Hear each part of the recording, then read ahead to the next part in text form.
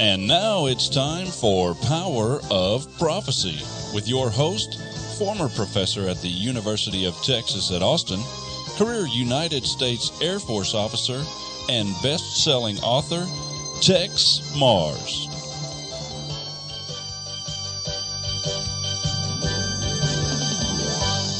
Hello, friends. This is Texe Mars.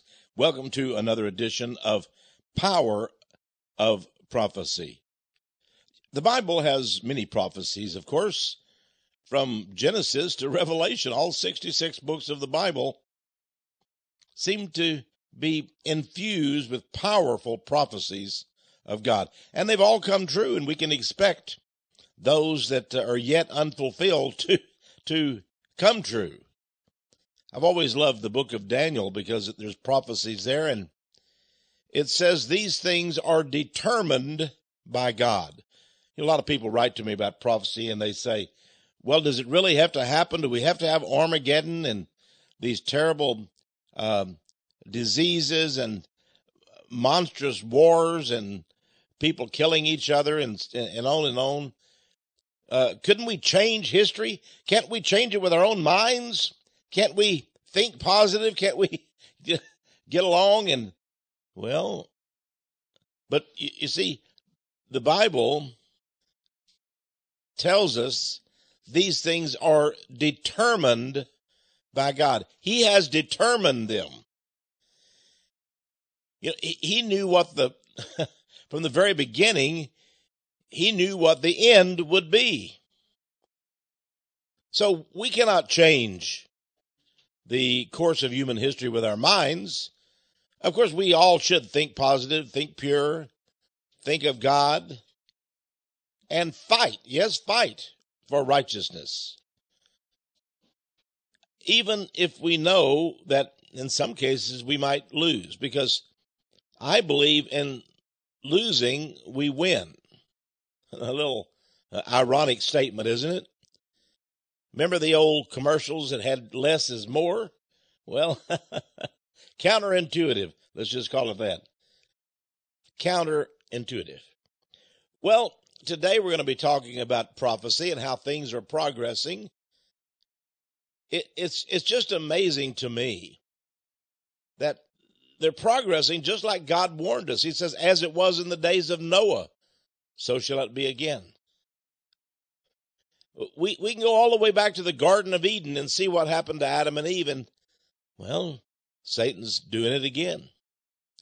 20 to 25 years ago, I had best-selling books on the New Age movement. And many people ask me, do you think it'll get that bad? I mean, is this just a sign?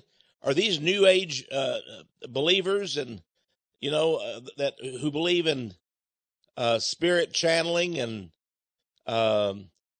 pyramid powers and demonic entities and all that, don't you think that won't go over with the masses? Oh, no. Of course it will go over. And they were the sort of the early guard. They were the ones who brought this into the fold. Actually, the New Age movement brought the old age in. The things that if we had only studied them, we would find and discover that the occult powers of Egypt, Babylon, Greece, and Rome were being practiced today. And now they're practiced even more. And the things that we thought were so avant-garde and pioneering are, well, now they're just part of the structure of churches. Many of the things that I preached against and told people were occurring, people sort of, well, they shook their heads and they said, well, surely that won't come to my church. And now they themselves are practicing these occult powers and events. And I decided recently that I would like to talk to you, my good friends, about something I call the transformation of humanity. The transformation. Now, let me spell that for you. That would be Trance, capital F, Ormation. It really is based on trance. So many people have written to me and made me recall the old line in Wizard of Oz. Remember that? Little Dorothy, she had her little doggy Toto in hand. And something terrible had occurred. She had tried to escape the hurricane, and the house went up, everything went up. And when everything sort of settled down, she looked out the window and she says, "Toto, I don't think we're in Kansas anymore."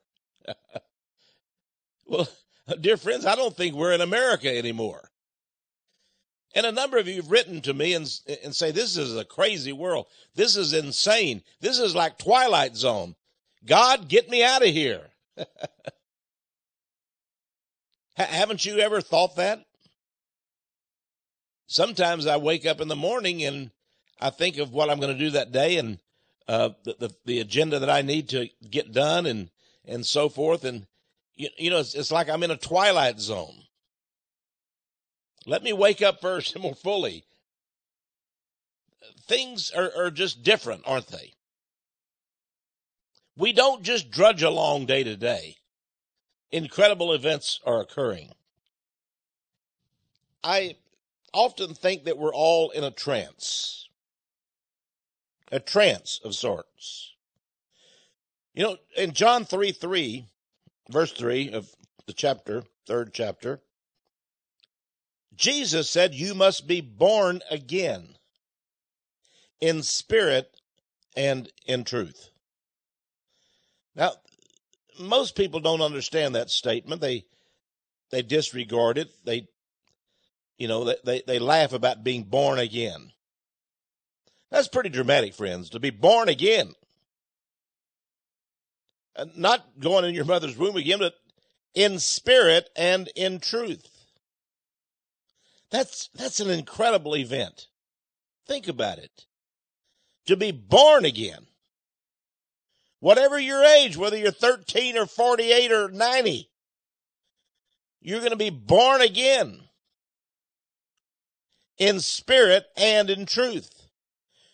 Suddenly, you're going to be able to divine truth and know what it is and want to go toward the truth.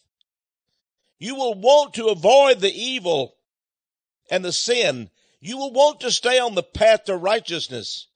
You'll hunger and thirst for righteousness, and you'll attain it in spirit and in truth.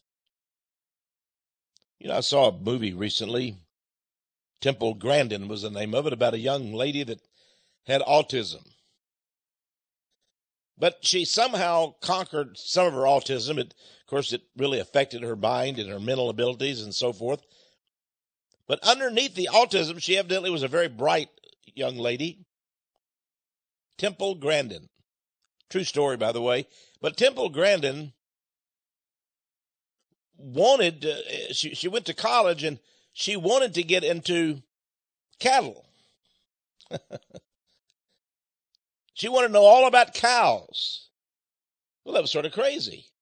She had never been around livestock and animals before, but she wanted to, and so they put her in this big stockyard where they were killing cows. And they would put the electric shock, contacts on their head, one on each side, and shock the cow, and it would just go limp. It was a functioning 100% okay cow, and then it got to a certain point in the line when the cowboys, hit it with that electric contact, the prod, whatever it was more than a prod, it was a killer. And this electric power went into their brain, and then whoomp, they were just dead. And they just fell. Well, Temple Grandin thought different than other people. She thought different than other people. And she said to the bosses there, she said she was an intern, like a college intern. And they were all making fun of her, not only because she had autism, because she was a girl. What's a girl doing with us here? She doesn't know anything about cows.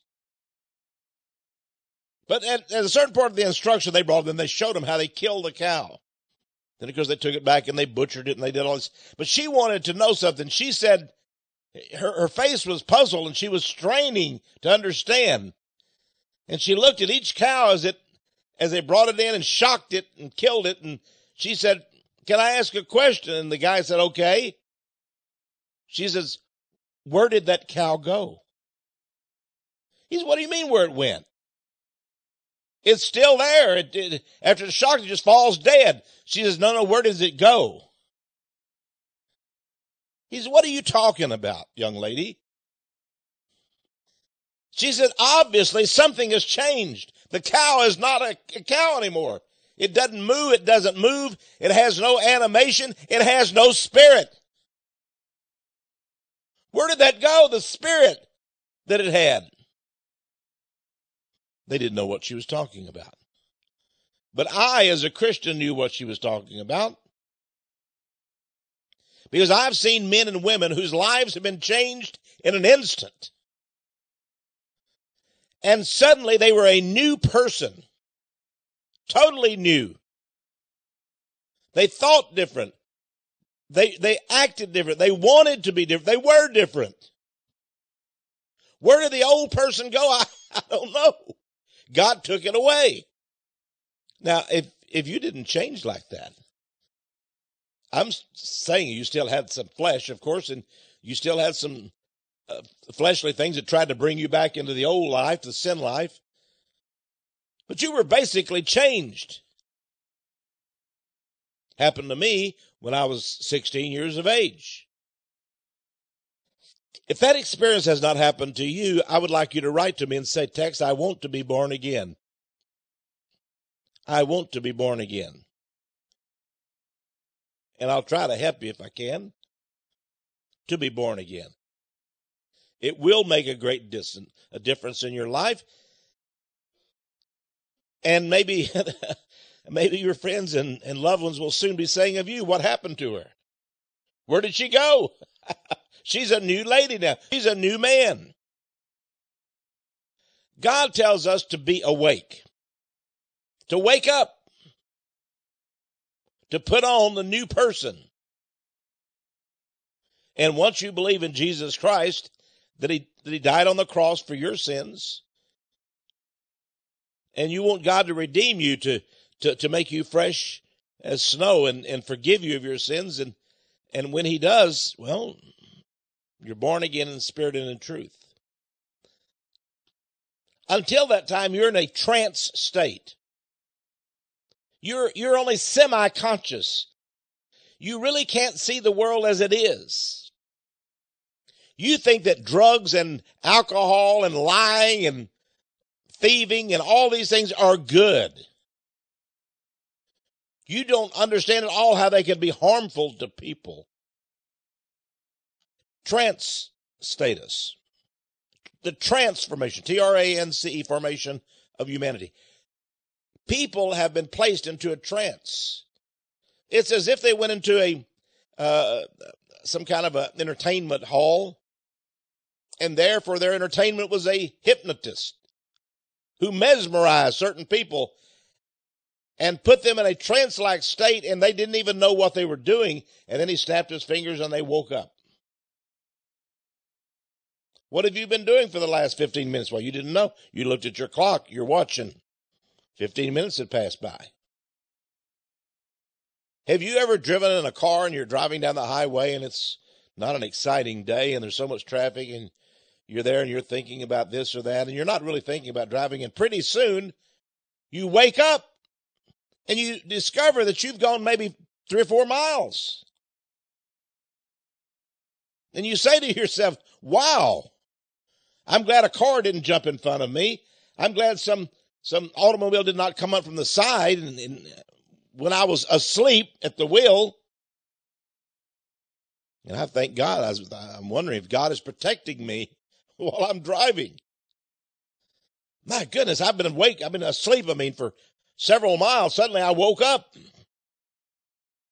I was in a trance-like state.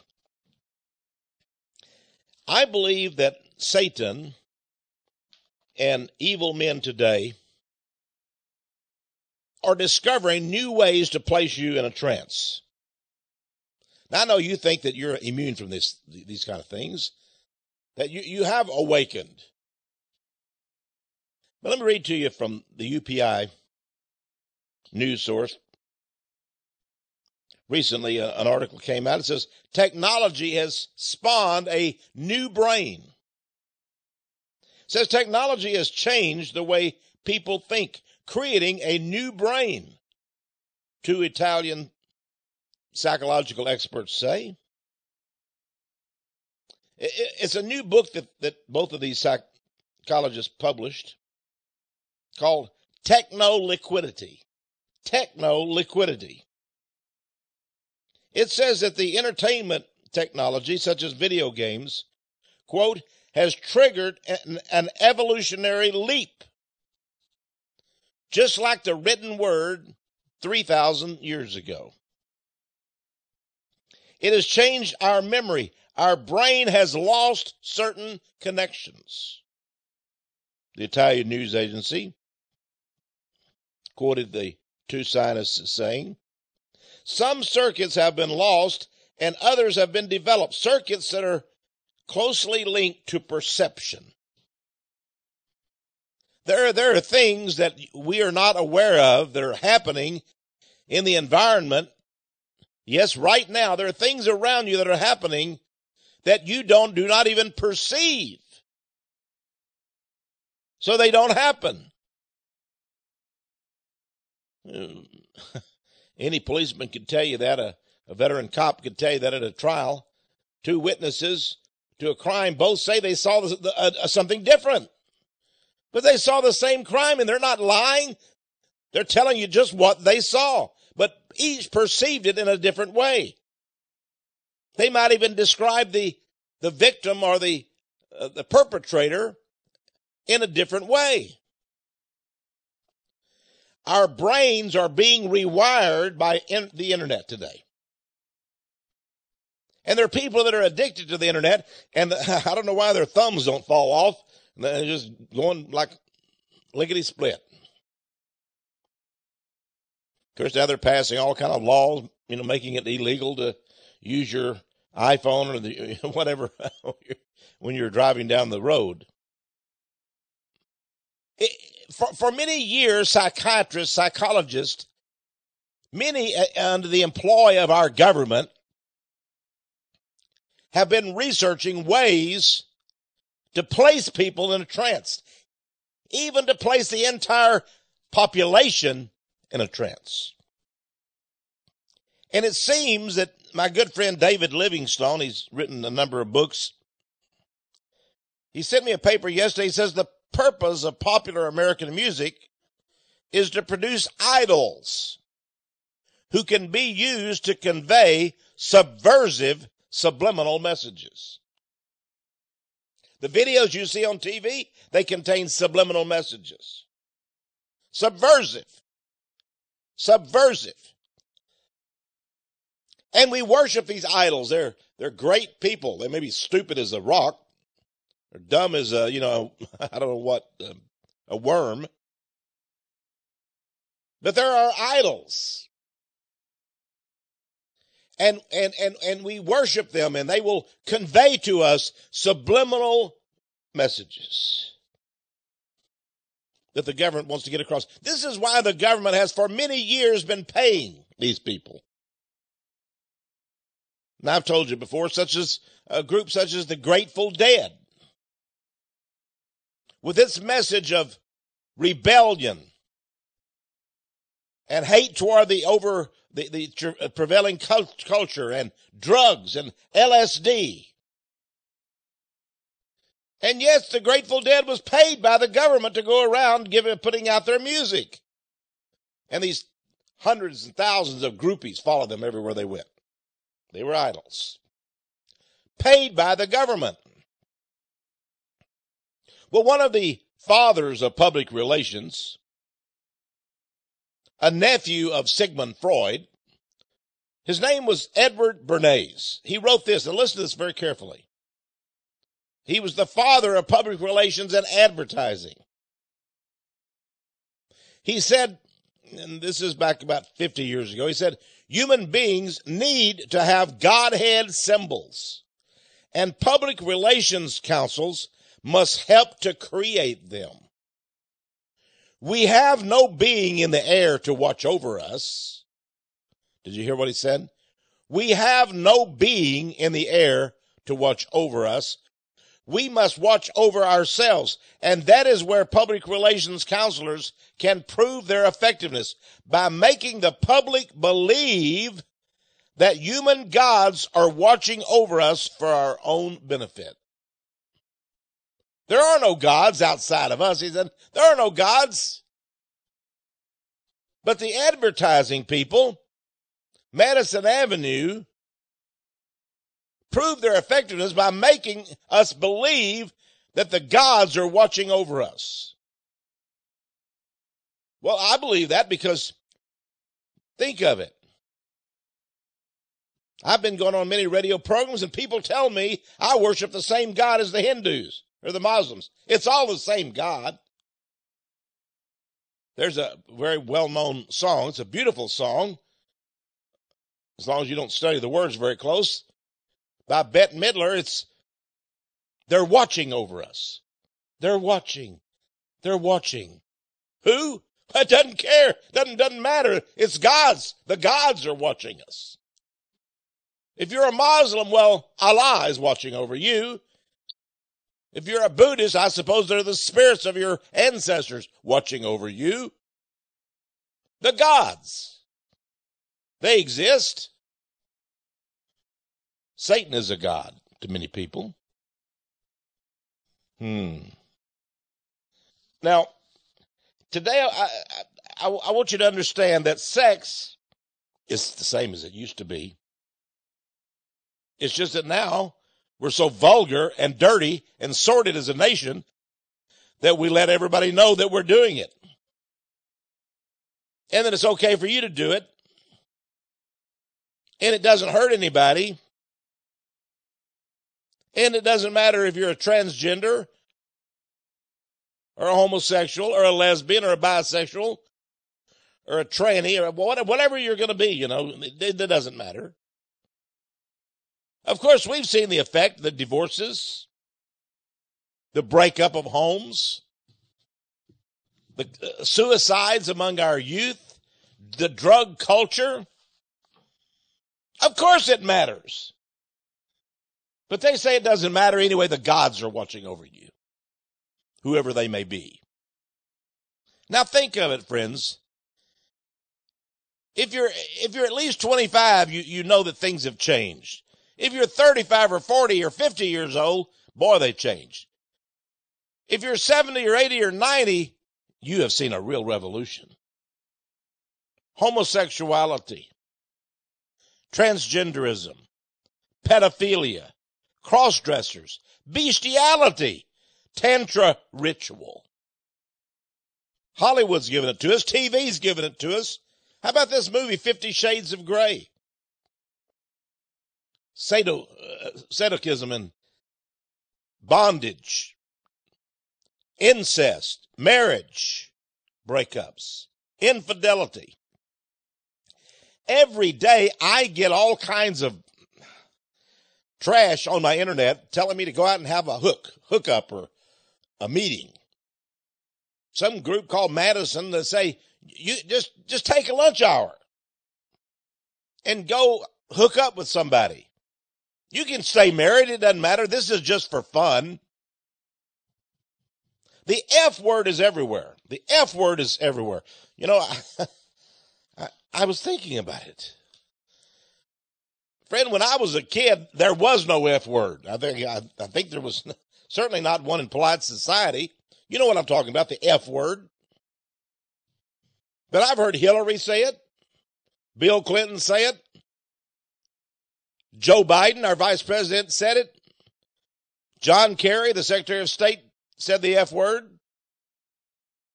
I mean, when the Obamacare bill was passed, and Obama came out to meet the public, he came up to the microphone. He was introduced by Joe Biden, the vice president, and Joe Biden patted him on the back and said, This is a big effing deal. And all of America heard that. This is a big effing deal. Wow. Our vice president under George W. Bush goes to Congress for some photo op. There was Senator Leahy, Democrat of Vermont.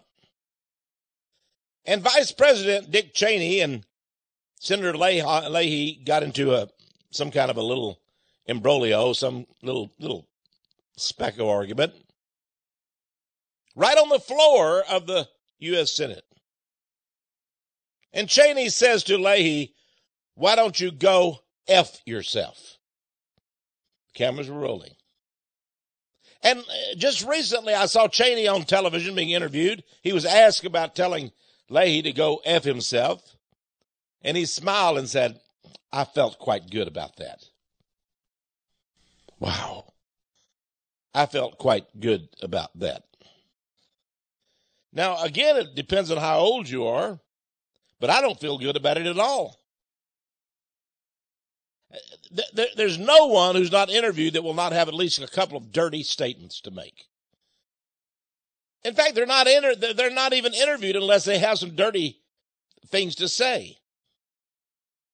Now, George Washington, we go all the way back to George Washington, and you know, I looked up George Washington.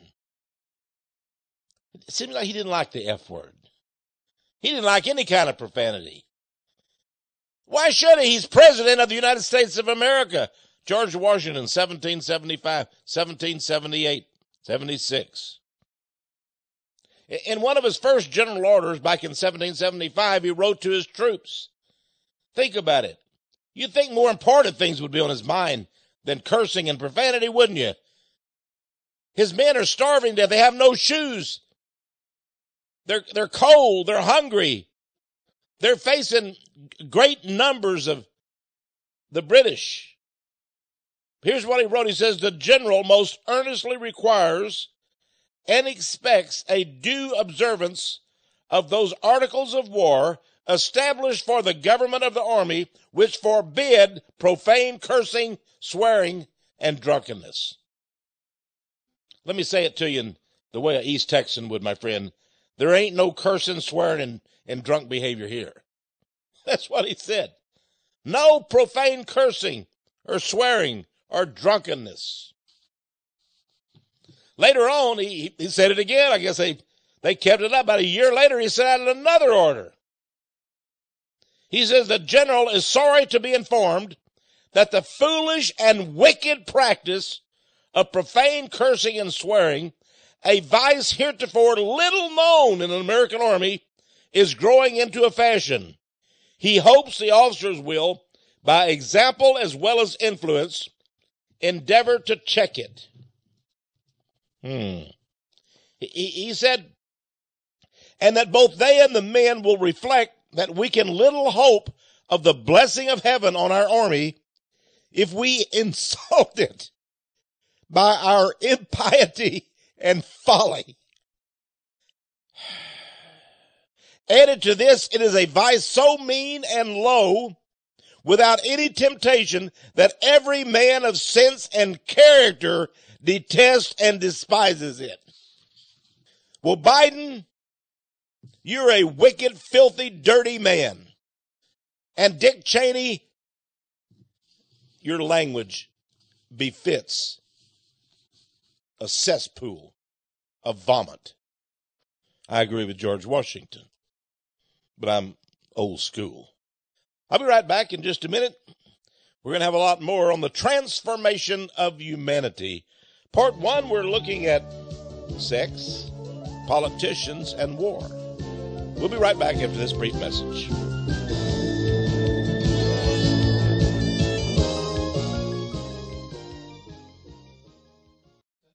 Hello again, friends. Texe Morris here.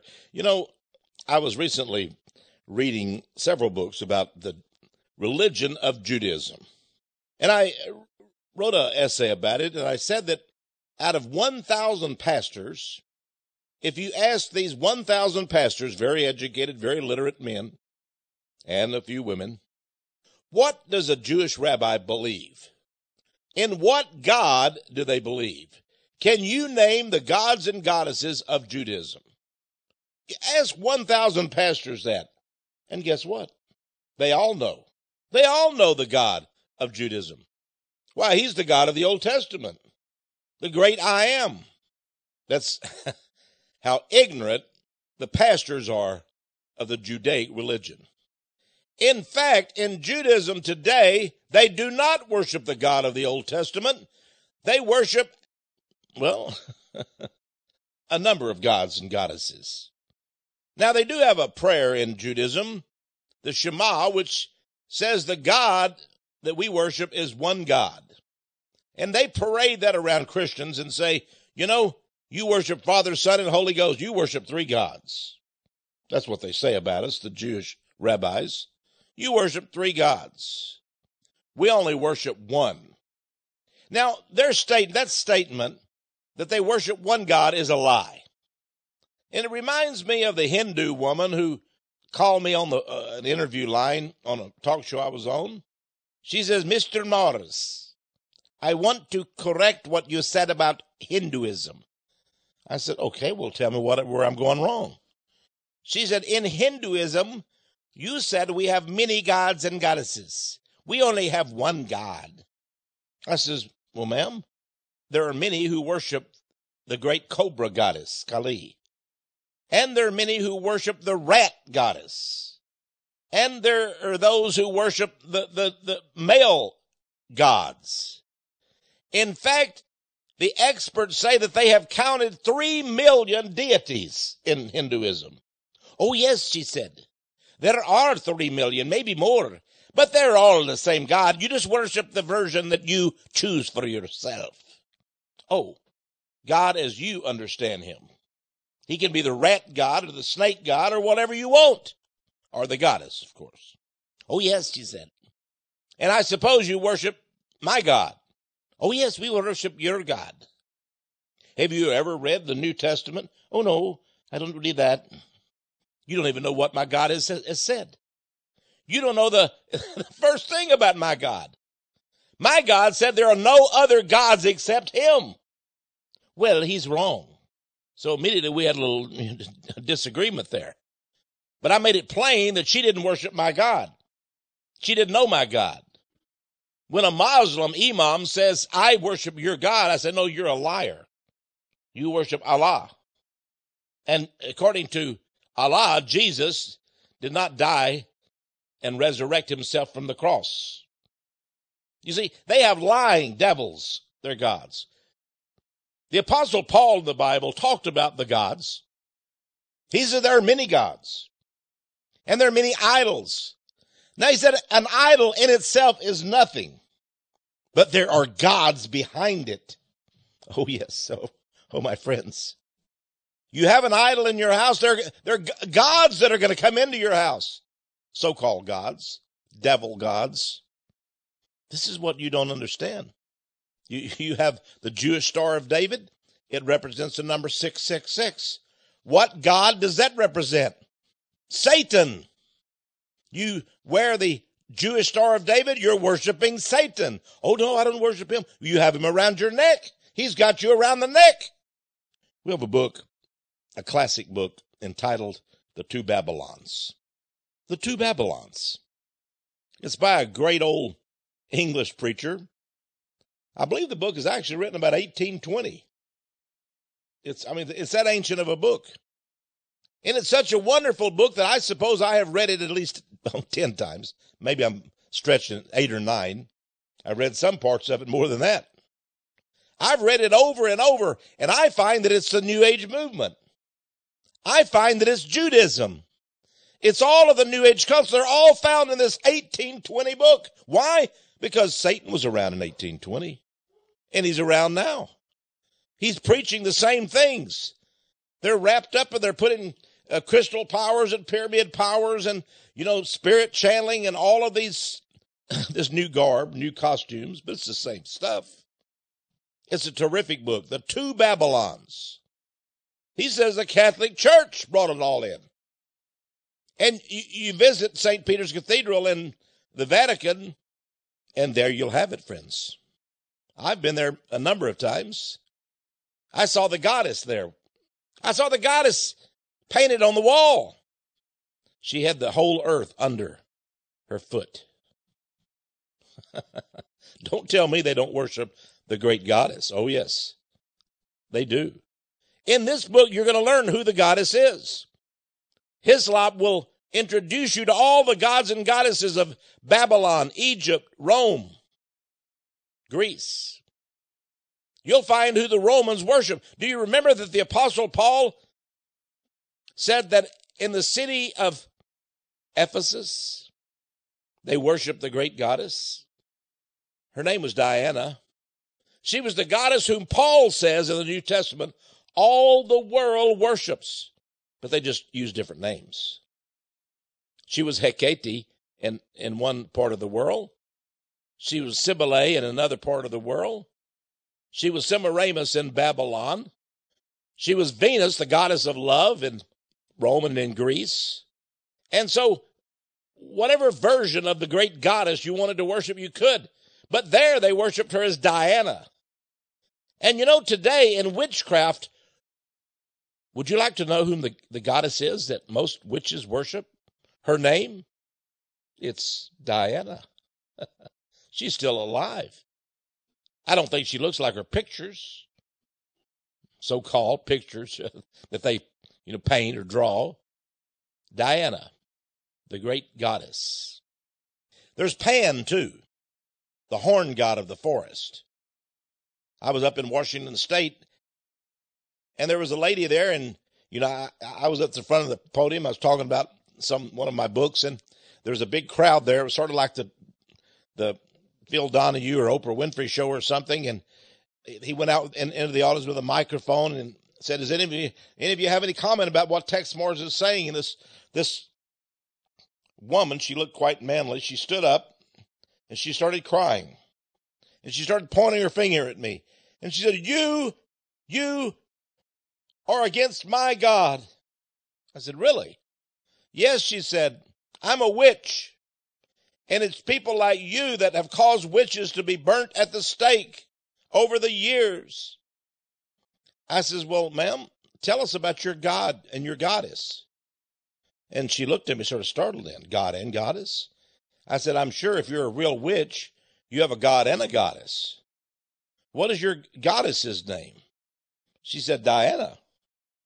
And I said, then probably your god's name is Pan, the horn god of the forest. She said, yes. She was very uncertain. She said, well, yes, we worship Pan. She said, but he's not the devil. I said, really? Does he have fur on? Oh, well, yes. He's half beast, half man, yes. He has horns, yes, she said. I said, you can call the devil by whatever name you want. You call him Pan. You're worshiping the devil and his goddess, Diana.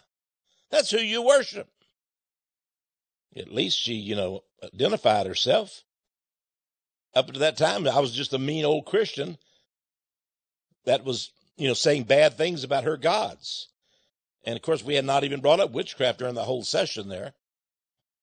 But we were talking about human sacrifice. And I was explaining that in many of these New Age cults and religions, they actually sacrifice human beings. I want you to get this book, The Two Babylons. They had human sacrifices back then, too.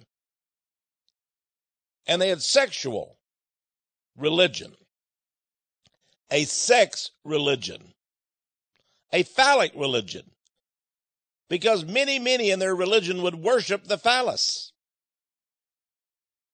sick as they were in their minds. And you know what, friends? Millions of Americans worship the phallus. They do. That's all they do worship. And it's honored on television every night. It's honored in all your songs. It's honored in all of your comic books and video games. The Two Babylons. It's a book you won't forget. And we're offering it for just $20. Just $20. Please add $5 for shipping and handling.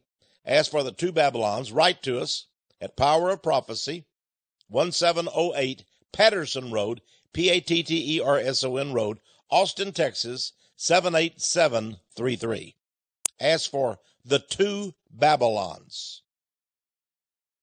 The two Babylons. By the way, Revelation 17 says the world will be as Babylon.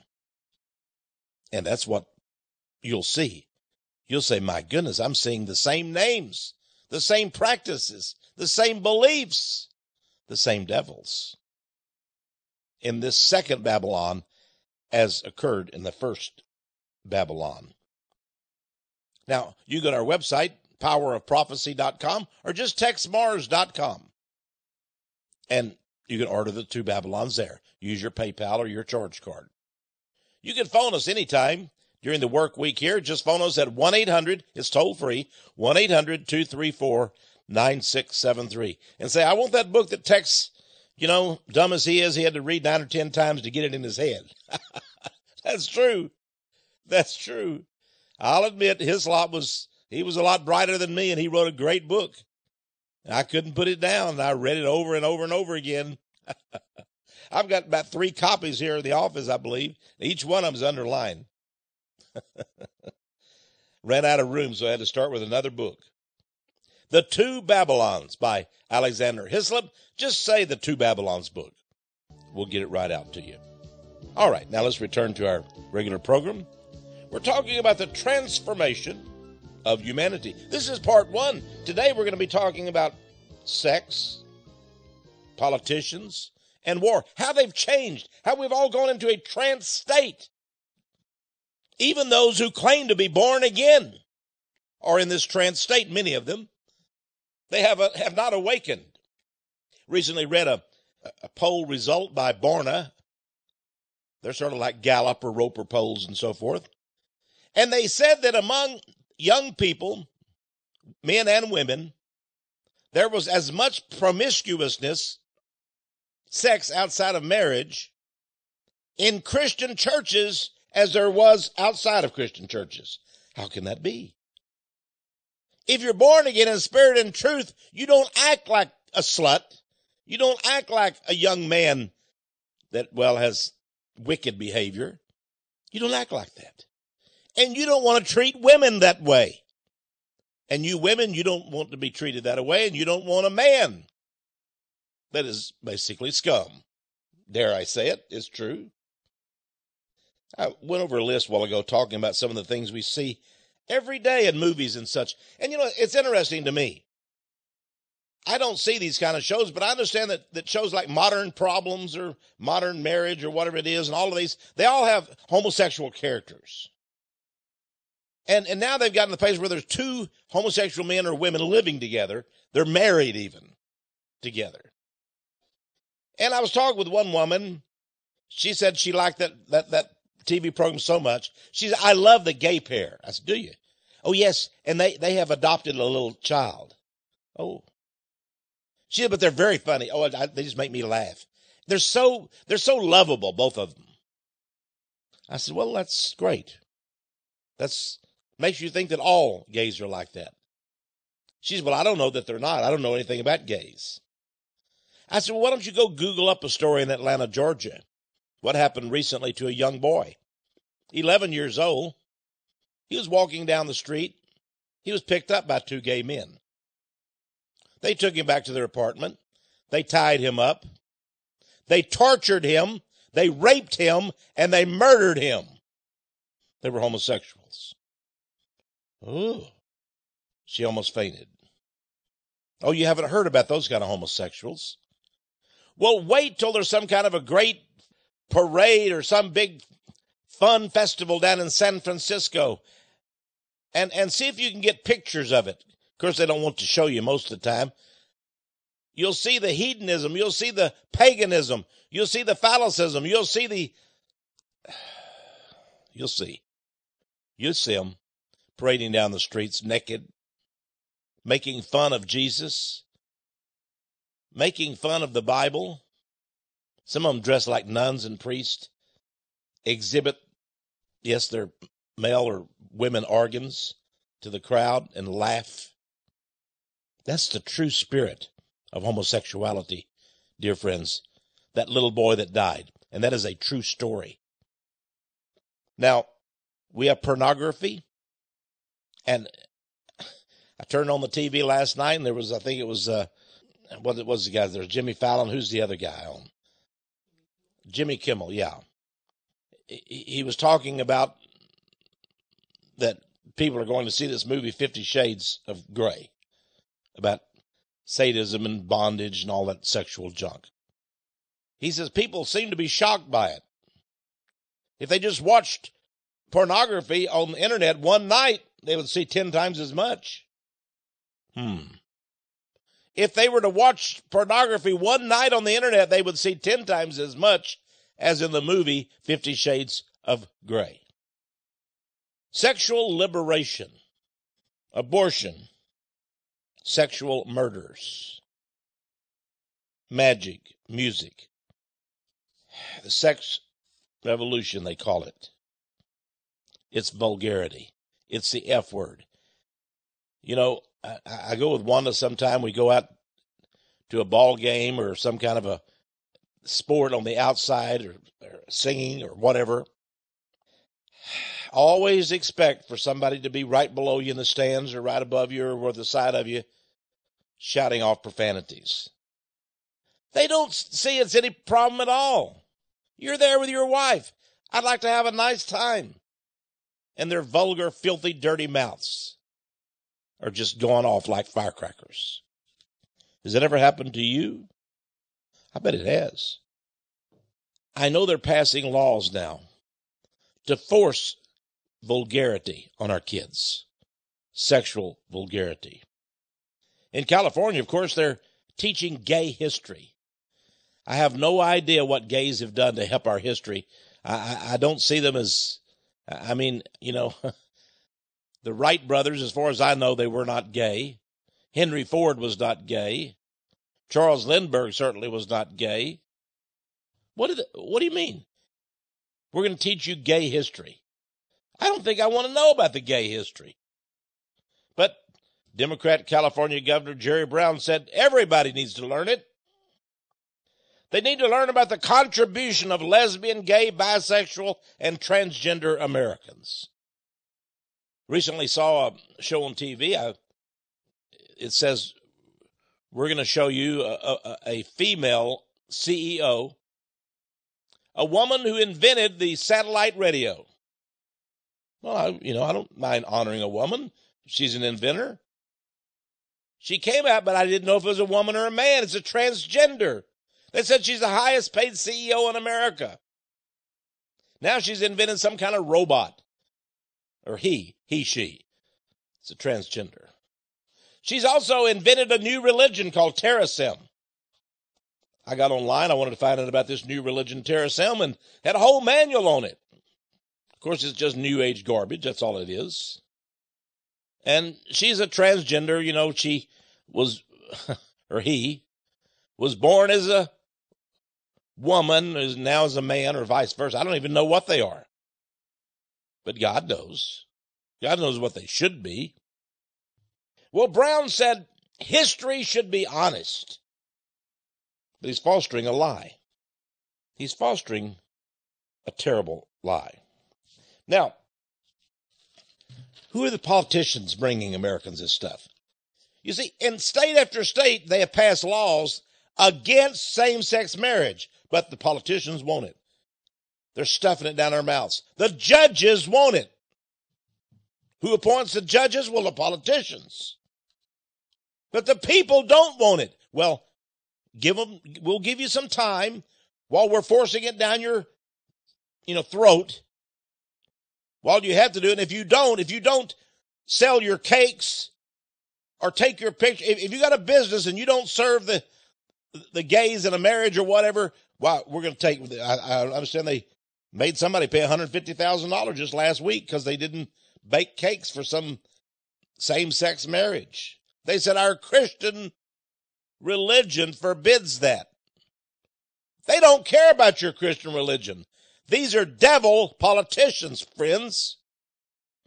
Have you noticed how much politicians lie these days? I did not have sex with that woman, Monica Lewinsky. And if you want your own doctor, you can keep it. If you want your own health plan, you can keep it. It doesn't matter whether it was Bill Clinton or Obama that made either statement. They're just lies. They're not embarrassed about them. They must laugh about them. They laugh that you and I are dumb enough to have fallen for them. And everybody wants money from the government. 49 million Americans are on food stamps. 49 million Americans. I recently read that at the University of Michigan, there are about 50,000 students, and almost all of them get food stamps. I couldn't believe it. Whoa, just a minute. I thought food stamps were for families who were very poor, almost destitute. They need milk. They need, the basic staples of life. No, this is for well-off students. It didn't matter whether your parents made $1 million a year or $500,000. You could go down and get like $169 a month or whatever it was in food stamps. It was like a stipend. It was a payment. Every student on campus got it. You think I'm kidding you? You say, Texe, if your dad was head of General Motors, you couldn't go to University of Michigan and get food stamps. Yes, you could. Every one of them were getting food stamps. Do you think they were buying food with it? No. They're buying drugs, they're buying alcohol, whatever they're buying. The politicians have given that. Now here in Texas, let me explain something to you, friends. I'm 70 years old, and I spent over 20 years in the U.S. Air Force. One of my medals was the Vietnam Service Medal. Of course, all that was just I spent basically a year over there and 2 years in Southeast Asia. And, they promised me that if you spend a full career in the Air Force, we'll pay for your medical care when you get out. And they've been doing a pretty good job of it. But one thing they don't pay is dental. I have to pay my own dental. Okay. Juan and I, we pay our own dental. If we have a toothache, we have to go get it taken care of. But if I was an illegal alien with 7 kids or 10 kids or 12 kids, my dental would be taken care of. And all of my kids could go to a pediatric dentist. Here in Austin, Texas, there are pediatric clinics everywhere. And they put big billboards up. Are you on Medicaid? We'll give you full dental care. I spent 20 years in the armed services. I could have been killed at any time. But it didn't matter. I don't get dental care. Now, it's a small thing. Or is it? Pretty soon, it's... Juan and I were in West Virginia a few years ago, and boy, people were poor there. Lived in mobile homes, trailers, and boy, they were poor. They'd all been laid off from the coal mines. They were poor. But it seemed like they all had nice teeth. I couldn't figure it out. I thought they'd all have yellow teeth, snaggle tooth, and all that. No. Well, the government takes care of their teeth. They all have Medicaid. In fact, the government's giving them all kinds of things now. And the food stores say they get more in food stamps than they get, cash and charge cards. That's how people pay. That's a normal payment, pay food stamps. They don't call it food stamp, now they call it SNAP program or something or other. Meanwhile, while our politicians are giving all this welfare and goodies and putting people in a trance-like state, they're torturing a certain percentage of us. They are building gulag concentration camps across the globe. Not just in America. Gitmo, that's a circus act. They're building prison camps and torturing people and murdering many of them in Poland, in Czechoslovakia. Around the globe, they're doing it. They recently put out a report telling us what happened on 9/11. Now we're going to tell you the truth, they say. But guess what? There were 28 pages missing. No, that had to be redacted because we can't tell you everything. We have to hide some things that happened. Really? 9/11 occurred 15 years ago. 15 years ago. We want to know what happened. Well, there's 28 pages here, and we've decided for your own good, we're not going to tell you. Was it Israel? Was it the Saudi Arabians? Who helped perpetrate this horrible crime? Well, that's where the 28 pages will tell you, but we can't tell you that. How about the John F. Kennedy assassination? Well, that was 1963. That was over 50 years ago. Surely you'll tell us about that. Well, no, there's certain documents that we can't release to the public. We can't release them to you. What? John Podesta, Hillary's campaign manager, says that the thing that he was disappointed about the most when he was in the White House under Bill Clinton was that he couldn't tell us about the UFOs. Well, I know a lot. There are a lot of top secret and secret documents about UFOs, but we can't tell anybody. On one hand, the government says they don't exist. On the other, they say, well, we've got these secrets and we can't reveal them to you. It makes everybody, puts them in a trance state, doesn't it? I believe in UFOs. Well, you're an idiot. Nobody believes in UFOs. But of course, the government has all kinds of secret information. They've got to stamp it secret, file it away, and we have to pay millions of dollars to keep it secret from you because you're an idiot, because you're crazy, because they don't exist. Huh? They're inducing a double mind in people, a double mind in everyone. It's a trance state they're putting you in. It's the criminal politicians and liars and torturers and murderers. And they've made war God. They've made war God. Remember what Orwell said? Ignorance is strength. War is peace. That's what they tell you. War is peace. And the number one movie in America is about a sniper.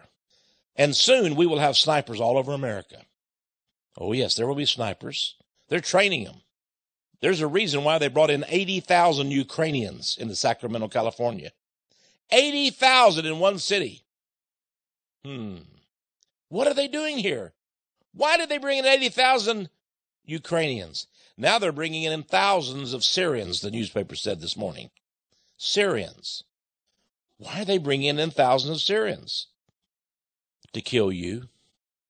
Oh, Texe, that's crazy. Really? Is it? And of course, we all love Israel, don't we? We're going to have Netanyahu before Congress. It's his third time, and before he was welcomed like Hitler and Stalin. And they applauded 29 times for the guy during his last appearance before the Congress. He's going to come again. Now, he told us that Iran would have nuclear weapons by, what was it? The year 2000? Then the year 2002, then the year 2005, then in the year 2007, and, well, several other times since. And now they're going to have, within 1 month or 2 months, they'll have nuclear bombs. But that date comes and it goes. And there is one nation in the Middle East that has bombs, Israel. And the United States has helped Israel to develop its bombs. The world's a mixed up place. This is a trance-like state. But you can awaken. You can be born again in spirit and truth. And when you do, you'll suddenly say, wait just a minute. I want truth. I want to know the facts. You're not going to lie to me anymore. I don't believe you, government, because you'll have the greatest truth teller in all of history in your heart. He will give you the strength to find out the truth. Remember X-Files? The truth is out there somewhere. Yes, it is. The truth is out there somewhere. And his name is Jesus Christ. I'm Texe Mars. Been great being with you today. Hope you'll tune in to part 2 next week of the transformation of humanity.